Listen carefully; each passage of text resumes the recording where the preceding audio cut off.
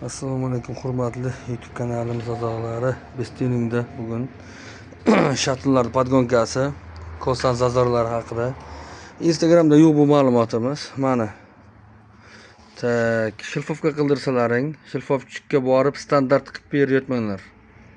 Chunki любой shilfovchik 0 qiladi.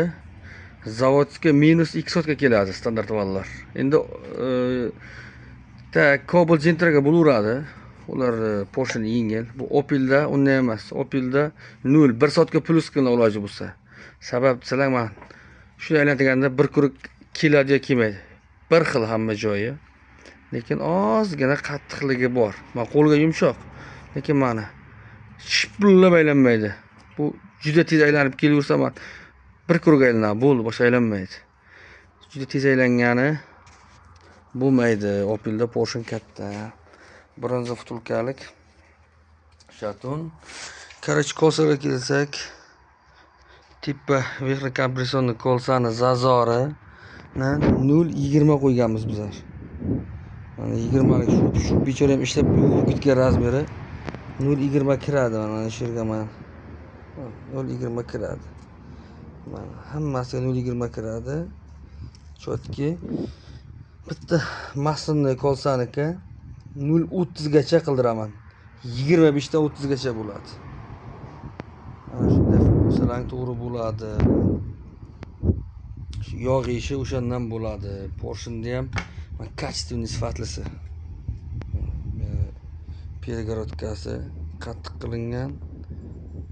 Mana shilfovka qilingan. Chotki bu porshini ustidan ozroq olib tashlanadi. Chunki buni razmeriga olib borsalaring gizza katta bo'lib ketaveradi. Apkatka zo'r qilish kerak, apkatka qilish kerak deyman.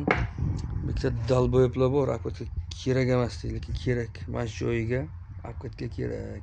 Любой mashina. Bunisini frezer qildirganman, qildirganman.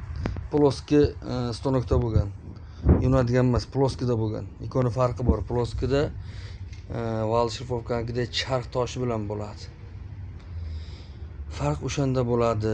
Shatullarni hammasini bitta podgon qilib olganman. Mana nomerlarini yozib, 1 4 qilib 3 bilan 2 ni ichib qo'ydim. Hozir karnet podgonka qilaman. Mana hammasi bir xil. Keyin shatullarni отдельно o'lchab olinglar, iloji bo'lsa, porshonlarni ham tarozi bilan o'lchab olinglar отдельно.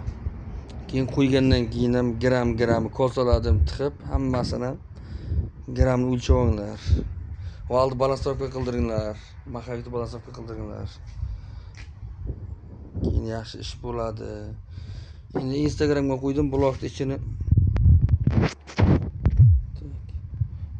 ichini tozalab, sodalab yuvib chiqdim. Gilzani ichini ham yuvib chiqdim, tozalab.